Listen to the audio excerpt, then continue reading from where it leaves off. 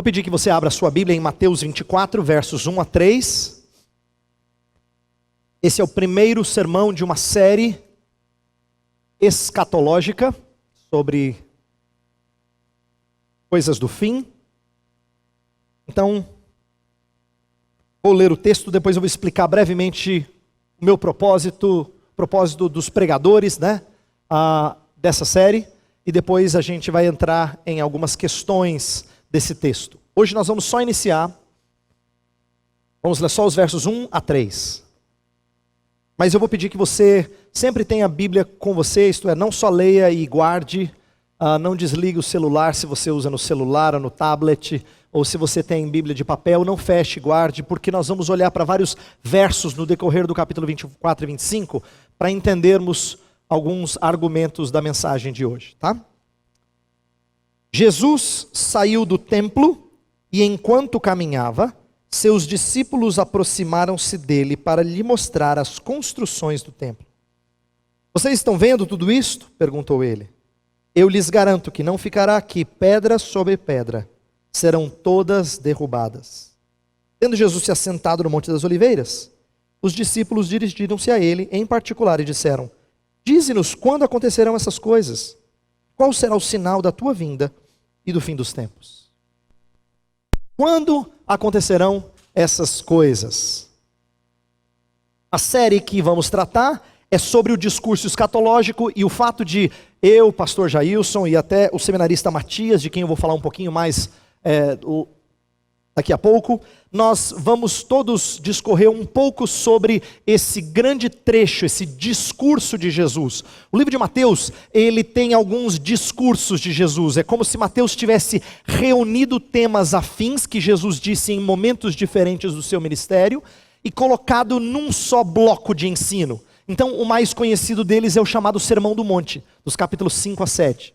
Mas tem outros discursos, e esse é o último discurso de Jesus do Evangelho de Mateus. E ele trata sobre as coisas do fim. Quando você ouve a palavra escatologia, ela é derivada da palavra grega eschaton, que se refere ao fim ou a alguma coisa que é a última coisa. Então, é isso que trata esse discurso, sobre as coisas últimas ou as coisas do fim. E qual é o objetivo? Se eu pudesse dar um objetivo dessa série, qual seria? Esse é o objetivo. Não visa satisfazer a sua curiosidade por detalhes do fim ou responder a difíceis textos da Escritura. Por que eu quero dizer o que não é? Porque muita gente, quando a gente fala assim, vai começar uma série de escatologia, semana que vem nós vamos estudar Apocalipse. Ferve de gente. Isso normalmente traz interesse às pessoas. As pessoas gostam de temas assim, são muito interessantes. Eu sempre tive curiosidade. Ruim, usou a palavra errada. Eu sempre tive curiosidade, pastor. Esse não é uma série para satisfazer a sua curiosidade. Não é uma série para fazer você entender um pouquinho melhor alguns textos que você nunca entendeu. Eu falo, eu leio Apocalipse, eu não consigo entender nada, pastor. Será que o senhor vai me ajudar a entender? Não é o propósito principal dessa série. Embora isso possa acontecer em alguma medida, não é o propósito dessa série. O propósito dessa série é destacar como a expectativa correta quanto ao que Deus há de fazer molda a nossa postura presente. É fundamental que você conheça algumas coisas que Deus diz que vai realizar, que Jesus Cristo diz que vai realizar, para que você tenha então impacto sobre a sua postura hoje. Todos nós sabemos que aquilo que a gente espera de um futuro próximo ou distante molda nosso comportamento, a gente sabe disso. Se a gente sai de manhã para o trabalho e chega atrasado, você já fica angustiado pensando na bronca que você vai levar do chefe. Então a sua angústia presente é derivada do que você sabe que vai acontecer num futuro, próximo, mas futuro. Ou se você vai fazer aquela viagem de férias, você não está aguentando mais o trabalho, você fala assim, mas daqui a poucos dias a gente vai sair em viagem. Você até respira aliviado assim. Embora no trabalho a coisa esteja pegando fogo. Todas as vezes que você tem uma expectativa de alguma coisa futura, ruim ou boa, ela molda a forma como você conduz hoje. Se você tem medos, por exemplo, do que vai acontecer no mercado financeiro, você toma atitudes hoje por causa dos seus medos. Então, a expectativa do que a gente tem do porvir sempre influencia a nossa postura. Essa é a necessidade que nós temos de conhecer o que Jesus quis que nós conhecêssemos sobre as coisas do fim. Então esse é o objetivo principal. Mas o nosso texto não é fácil. Ele tem algumas dificuldades e eu quero assim, resumi-las para vocês. E eu vou pedir que agora você abra a sua Bíblia e veja os versos que eu vou citando aqui. Olha só. A vinda de Jesus é iminente ou irá demorar? Tem momentos em que Jesus fala assim, 24:8 fala que as dores do parto, não é? É o início das dores, diz respeito dores do parto. Quando uma mulher entra em trabalho de parto, é porque está perto de chegar. Então, início das dores, dá a impressão de que está perto, não é? Assim como o versículos 32 a 34 fala que todas essas coisas não deixarão de passar. Esta geração, vai tudo acontecer nesta geração, então está próximo. Jesus estava falando com os discípulos, e ele diz, tudo isso aqui vai acontecer nesta geração, prepare-se. Mas tem momentos do capítulo 24 e do capítulo 25, em que Jesus dá a impressão de que vai demorar. No versículo 6, por exemplo, ele fala que, olha, isso aí ainda não é o fim. Vai acontecer guerras, rumores de guerras, tal, mas ainda não é o fim. No versículo 25, que é uma parábola, ele fala que o noivo demorou a chegar, dando a ideia de que leva tempo para ele voltar. Então, está perto ou está longe? E o discurso de Jesus parece dizer que está perto e está longe. Não, Jesus, não dá para entender. Está perto ou está longe? Ou está perto ou está longe. É assim que a gente raciocina. Então o texto apresenta algumas coisas que são difíceis para nós. Essa é uma delas. Uma outra Jesus errou a previsão da sua volta ou ele não sabia? Porque no verso 34 ele fala que acontece nessa geração. No verso 36 ele fala, mas ninguém sabe, nem o filho. Mas peraí, vai acontecer nessa geração ou não sabe? Outra dificuldade do texto. Sinais indicam a volta de Jesus ou ela é inesperada? Porque se você fala de sinais, sinais apontam, né? Curva perigosa a 300 metros. Então sinais deixam você alerta de que está próximo. Mas tem textos da Escritura e o próprio discurso escatológico dá a impressão de que Jesus virá como ladrão, ninguém sabe. Mas peraí, dá para ter sinal ou ninguém sabe? As duas coisas parecem ser ensinadas no texto. Qual é a geração que presencia tais eventos? Será que é a geração lá de Jesus? Será que é toda a geração? Será que é a última geração? Eles ocorrem na época dos apóstolos ou são futuros? Então, essas dificuldades todo comentarista, todo estudioso da Bíblia reconhece. Ele sabe que não é um texto fácil. Tanto é que eu li um bocado para essa mensagem de hoje, porque tem pessoas com ideias muito diferentes, interpretações diversas. Esse não é um texto em que quase todo mundo concorda, é o contrário. É um texto em que muita gente discorda. E eu resolvi resumir duas tendências comuns e opinar sobre elas. Tá? Então vamos para a primeira tendência comum de olhar para esse texto, de Mateus 24 e 25. A primeira interpretação a gente pode chamá-la de futurista, porque ela pensa só em coisas do futuro. O que seria uma interpretação futurista? Ela enxerga o texto falando quase que somente sobre acontecimentos futuros. Então sabe aqueles filmes escatológicos que você vê assim, ou livros que falam, por exemplo, da grande tribulação, de perseguição, de anticristo, de arrebatamento, tem gente que some e o ônibus sai desgovernado, sem motorista, porque foi arrebatado, né? E Jesus volta. Normalmente, as pessoas que escrevem livros assim, ou promovem filmes dessa natureza, estão olhando para esse texto e enxergando descrições de coisas futuras. A Bíblia fala em outros lugares da Escritura sobre esses acontecimentos. Portanto, nós não podemos desconsiderar e dizer que eles não vão acontecer. Mas será que essa é a melhor leitura do texto? Normalmente, quem tem o costume de ser bastante, de interpretar desse jeito, costuma gerar interesse nos ouvintes modernos. Por quê? Se eu falo assim, gente, eu vou explicar hoje sobre como é que vai acontecer o arrebatamento. Eu vou, mas não é hoje, tá? Vai num outro sermão. Mas se eu falo assim, sobre o arrebatamento, você fala, pastor, nossa, eu sempre quis saber isso. Sempre quis saber. Será que vai ser assim daqui a pouco? Quando é que vai acontecer? Normalmente isso gera curiosidade. As pessoas querem saber de algo porque provavelmente vai acontecer logo.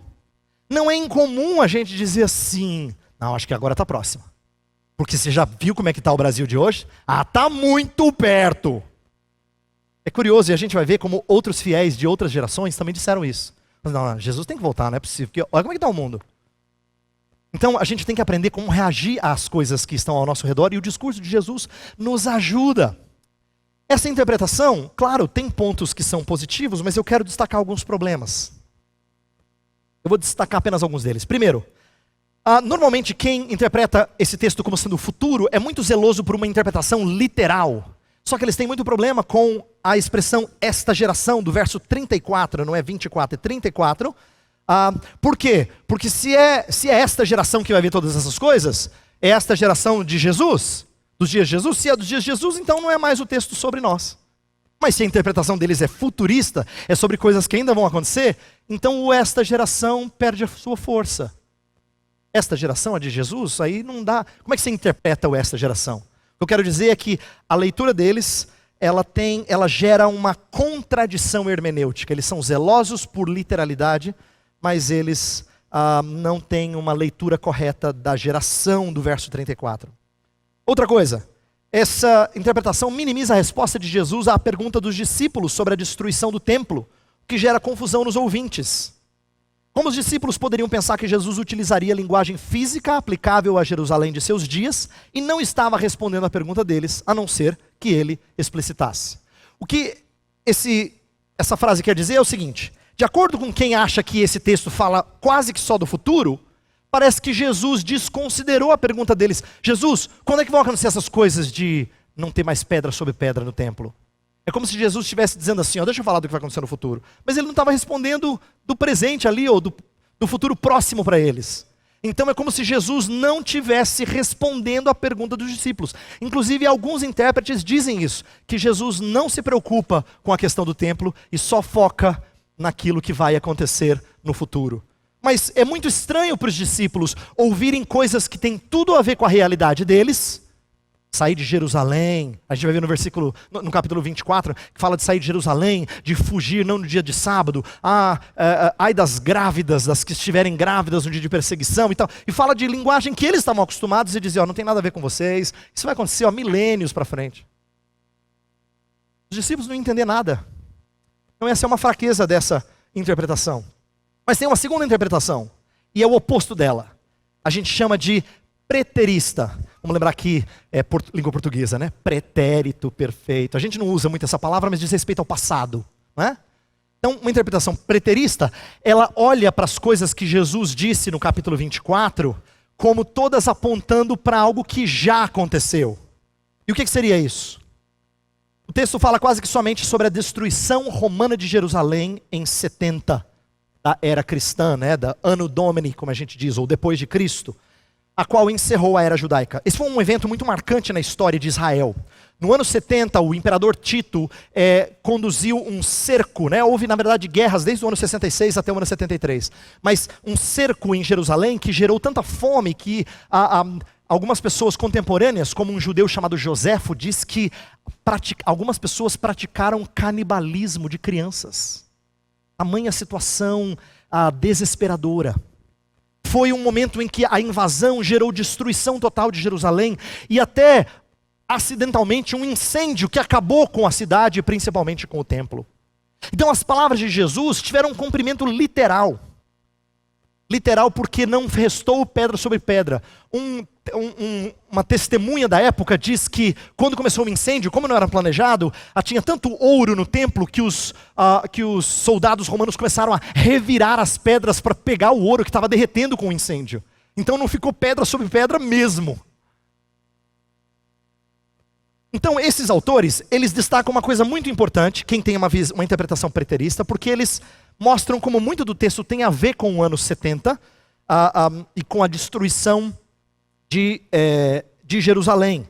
Essa interpretação supostamente respeita as referências temporais de Mateus 24. Lá fala, quando vocês virem, verso 15, vocês virem o abominável da desolação, então a ideia é de que eles iriam ver, seria algo para a época deles. Versículo 29 fala, depois dessas coisas, 34, esta geração. Então é como se Jesus estivesse falando tudo para aqueles que estavam ouvindo ali. Essa interpretação diz, está vendo? Faz mais sentido. Porque Jesus estava falando com aquela geração, aqueles que estavam ali ouvindo. E ela explica melhor, supostamente, os textos que parecem colocar que Jesus voltaria ainda na geração dos apóstolos. Tem textos em Mateus que falam assim que não vai passar essa geração até que o reino de Deus se manifeste com poder. Aí você fala assim, Jesus vai voltar nessa geração? A explicação deles é não, o ano 70, o juízo de Deus. É isso que o texto significa. Bem, essa é uma interpretação que também tem pontos positivos, mas eu quero destacar os seus problemas. Primeiro problema, ela fala de juízo apenas em um caráter local, porque ela fala de Jerusalém, Deus trouxe juízo sobre Jerusalém. Só que o texto não tem ênfase local apenas. Pelo contrário, nos versículos 29, fala de sol escurecer, lua não ter mais brilho, os céus são abalados. A vinda de Jesus é visível por todos, porque ela é como o raio que sai do Oriente e se mostra no Ocidente. Então é a ideia de algo global e não só local. A interpretação preterista, ela reduz demais ao que aconteceu em Jerusalém antes do que algo global. Segundo problema, a vinda de Jesus é dividida em duas, porque aí Jesus vem lá, num primeiro momento, e vem depois, quando tudo terminar. E não tem nenhum texto da Bíblia que dê a entender que existem duas vindas depois da primeira, né? Ou que seria uma segunda vinda lá do A, segunda vinda lá do B. Não tem isso na Bíblia. Tá? A gente não acha base para isso. Terceira razão. Terceiro problema, a destruição de Jerusalém não foi encurtada por causa dos cristãos. Não há nenhum indício de que Deus teria poupado Jerusalém de ser destruída. Mas o versículo 22 fala que esses dias serão abreviados por causa dos eleitos. Então não bate muito bem essa frase com a ideia da destruição de Jerusalém. Além do que, eles dizem que quando Jesus Cristo se manifestou ali em juízo, destruindo Jerusalém, as pessoas saíram pregando o evangelho. Eles interpretam o versículo 31, essa visão preterista. O versículo 31 fala que Deus enviou seus anjos para juntar os fiéis de toda a terra. Eles interpretam dizendo assim, não, isso aí são os missionários que saíram para pregar o evangelho em todos os lugares. Só que não é verdade que o ano 70 despertou mais missões. Pelo contrário, o livro de Atos já tinha missão antes do ano 70, em que o evangelho foi levado por gente como Paulo e tantos outros para os lugares distantes. Então, essa visão também tem problemas. Por isso que eu quero propor algo que não seja nem futurista, nem preterista. E agora eu quero expor no restante do tempo aquilo que eu acho que é mais saudável nós entendermos desse texto, não só de hoje, mas do restante da nossa série.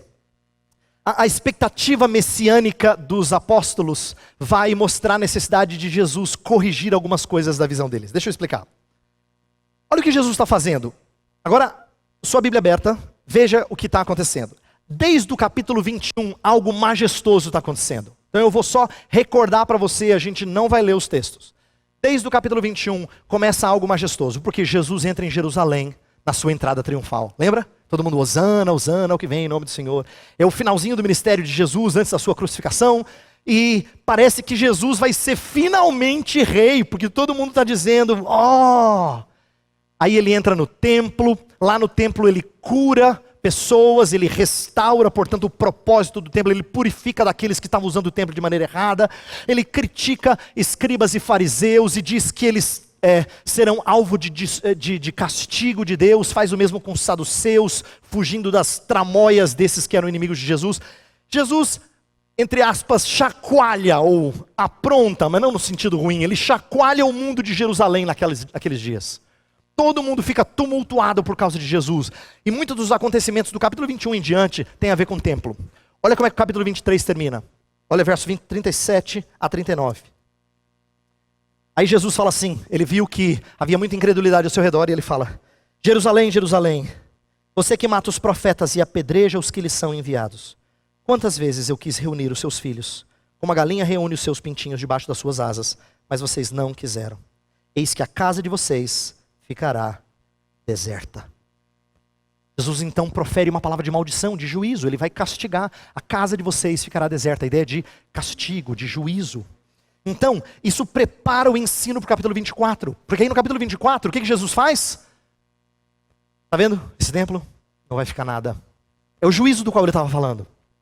Jesus então vai quebrar com algumas expectativas dos discípulos. Deixa eu explicar por que quebrar com expectativas dos discípulos.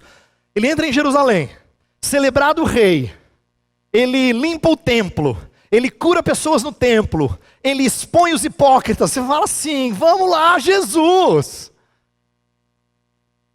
E aí você imagina que ele vai assim assumir o templo e agora ele vai ser o sacerdote, vai fazer o templo ser direito. Ele fala, não, destruir o templo.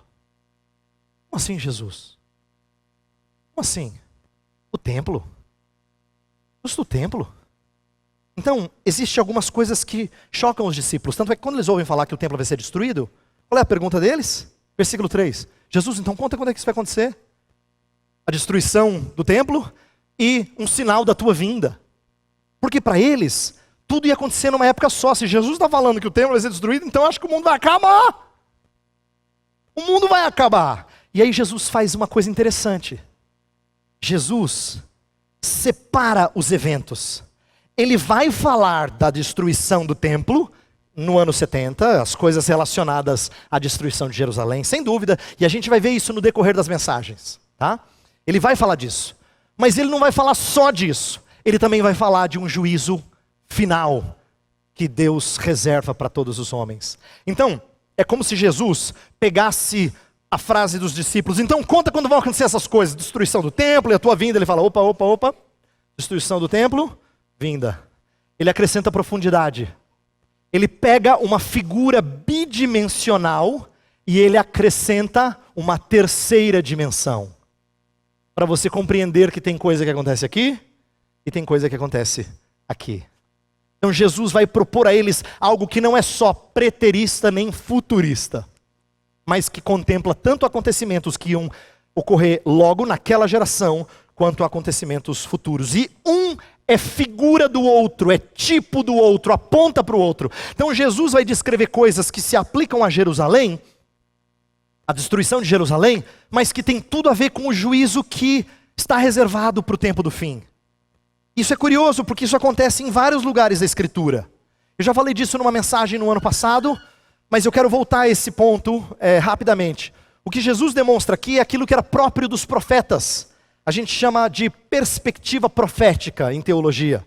É a ideia de que os profetas, quando eles pintavam alguma coisa do que ia acontecer lá na frente, eles sempre pintavam de forma bidimensional. Eu até usei um exemplo num sermão anterior, do ano passado. Eu falei que era igual aquelas figuras do mundo egípcio, que todo mundo tem aquelas, não tem profundidade, né? As mãozinhas, os pezinhos, está tudo assim de lado. Não tem profundidade, é bidimensional.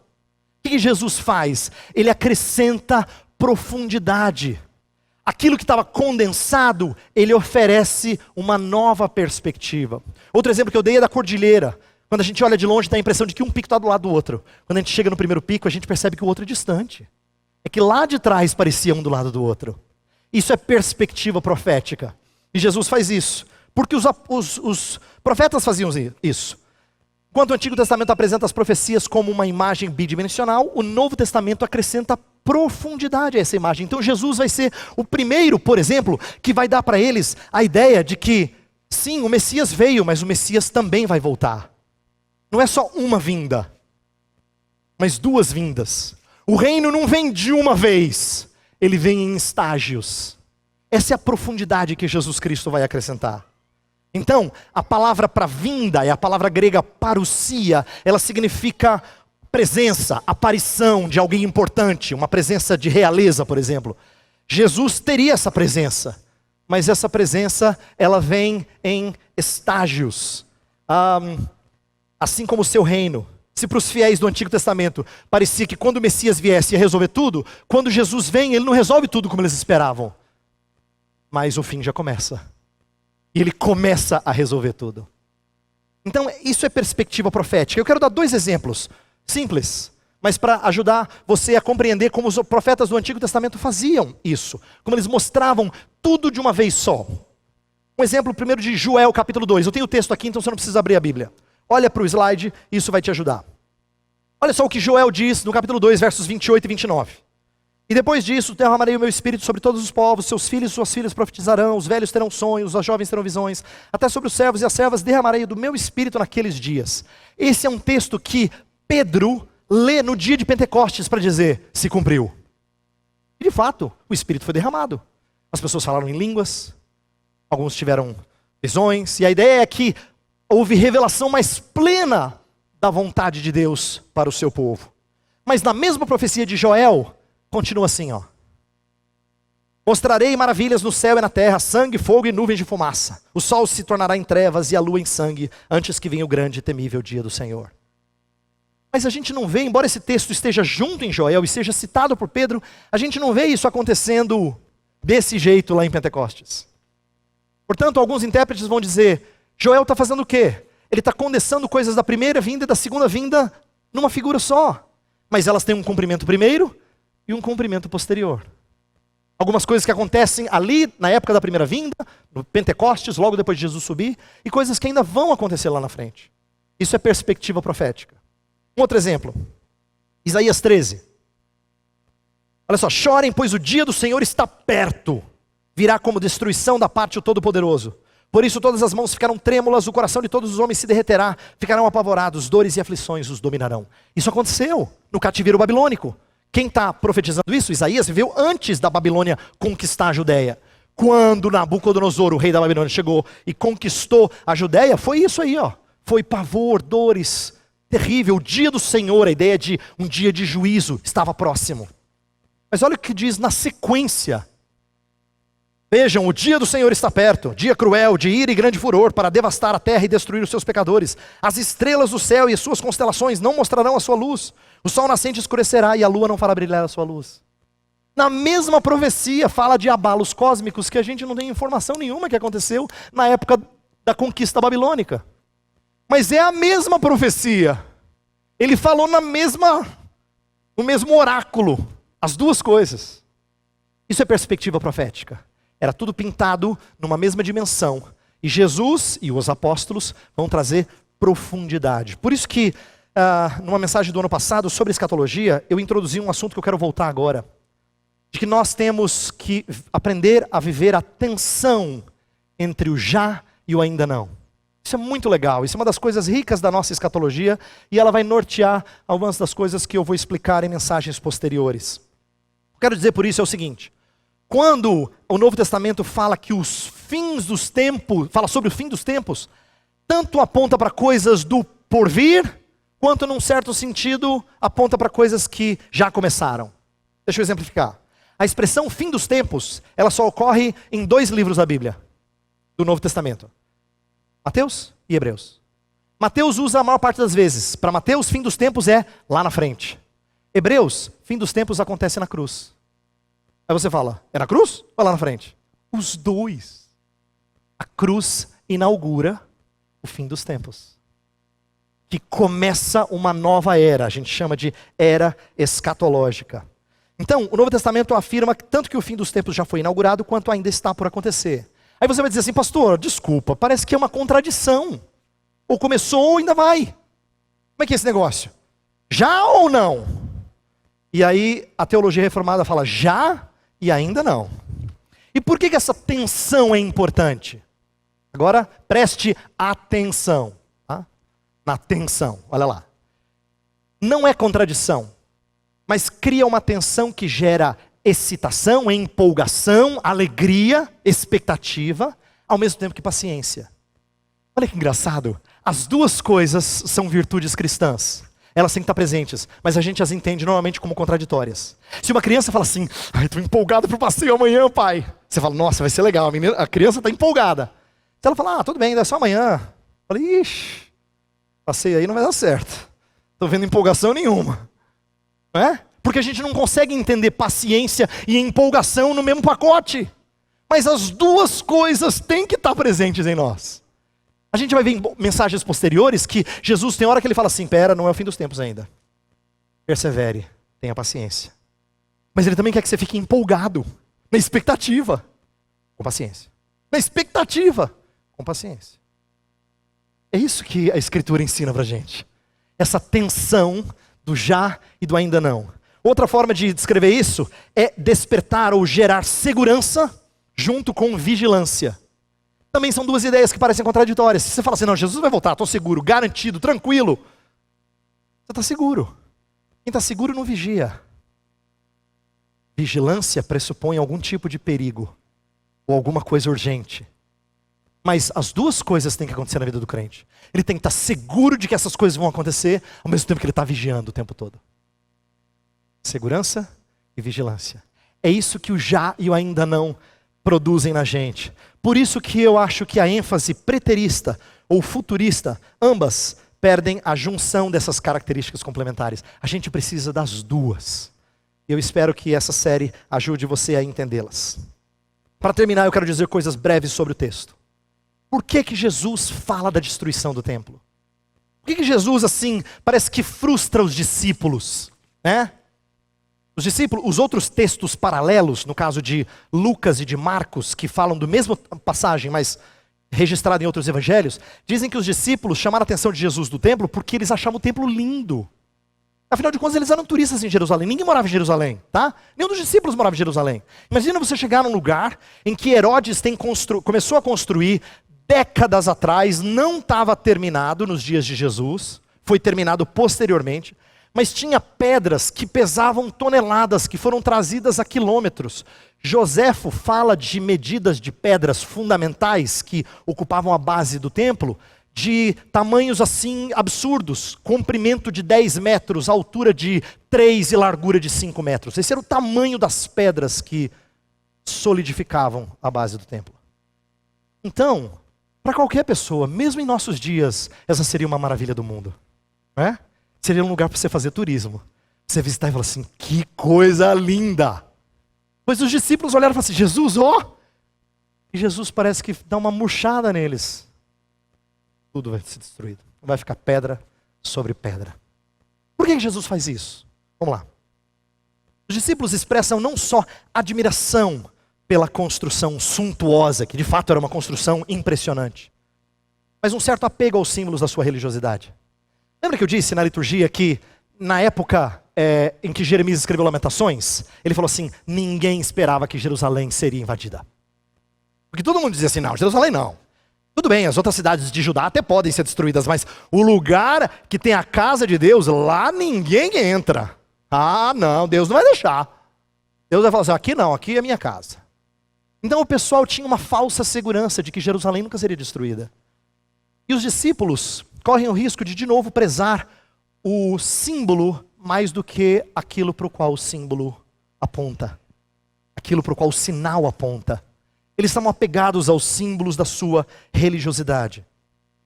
Esse mesmo apego ao templo físico estivera presente no Antigo Testamento e por isso os judeus nunca imaginavam sua destruição, o texto de Lamentações que eu comentei.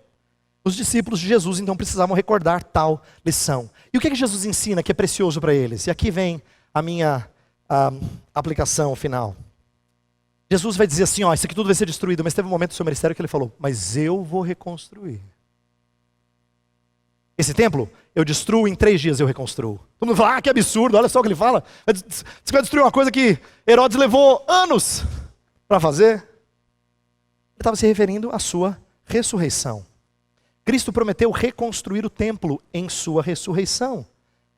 Isso foi usado contra ele, inclusive no seu julgamento. Falou, ele disse tal coisa. Era verdade, ele tinha dito mesmo. Ele disse que ia reconstruir o templo em 3 dias. Aí o pessoal zombou dele na cruz. Você que disse que vai reconstruir o templo em 3 dias, faz alguma coisa. Você não é poderoso? Pois o que eles não tinham entendido era o que Jesus estava dizendo. Ele estava dizendo que ele era o lugar em que Deus habita. Paulo entendeu isso. Ele fala assim, aprove a Deus que nele residisse a plenitude da divindade. E corporalmente residisse a plenitude da divindade. Você já pensou parar diante de Deus? Não de um profeta de Deus, mas do próprio Deus, na sua plenitude, conversar com Ele? Uma das coisas que mais me tocaram no filme sobre a ressurreição de Jesus, que saiu nos cinemas há pouco tempo, é que o soldado romano, que é o personagem principal da história, quando ele se depara com Jesus, ele fala assim, eu não sei nem o que falar. Eu me entendi no lugar dele. Eu acho que eu não chegaria diante de Jesus e falaria assim, então Jesus, tenho tanta coisa para te contar. Não. Acho que eu diria a mesma coisa. Eu não sei nem onde começar, Senhor. Nem o que falar. Porque está diante da plenitude da divindade. Jesus queria que eles entendessem isso. Ele é o templo. Então tudo aquilo que foi profetizado por Ezequiel, que haveria reconstrução do templo. Não é um templo físico. Por isso nós não aguardamos a reconstrução de um templo físico em Jerusalém. Por favor, não dê ouvidos a quem diz, porque vai acontecer um templo novo lá em Jerusalém, vai ser uma coisa linda. Isso é um retrocesso na história da redenção. Deus não vai voltar para os símbolos de novo, depois que os símbolos já ensinaram as verdades maravilhosas e eternas. Seria a mesma coisa que fazer sacrifício de novo quando Cristo Jesus já morreu como nosso sacrifício. É um absurdo isso. Isso é não entender o progresso da revelação. É a mesma coisa que eu dei aula de escola dominical para adultos usando flanelógrafo. Essa figurinha de Jesus, lembra? Os mais antigos que usavam flanelógrafo. Né? Usar figurinha assim, dizer, ó, vou ensinar sobre Jesus para vocês. Para facilitar, eu uso as figurinhas. É um retrocesso. Não é isso que a Escritura nos ensina. Pelo contrário, quando o Novo Testamento vai falar de templo, ele fala assim, vós sois templo de Deus.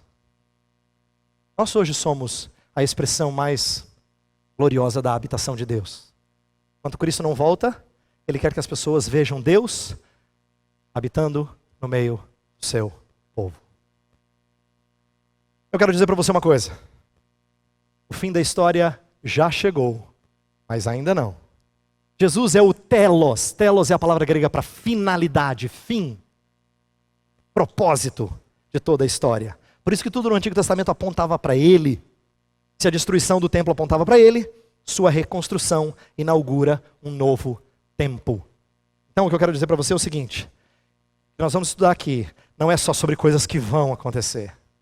São sobre coisas que já aconteceram, já estão acontecendo e ainda hão de acontecer. O fim já começou. E é bom que você esteja empolgado com esse final.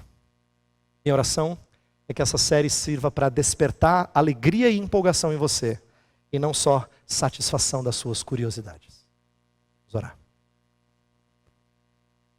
Pai do céu, nós vamos começar, ou já começamos hoje, o estudo de um trecho precioso da Tua Palavra, em que o Teu Filho abre os nossos olhos para entender algumas coisas do tempo do fim.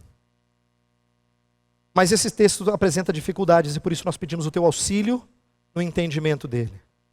Pedimos também que a boa compreensão do texto gere reações santas, para que o Teu povo enxergue as coisas já tendo sido cumpridas em Cristo e ainda sendo cumpridas em Cristo, e que isso nos empolgue.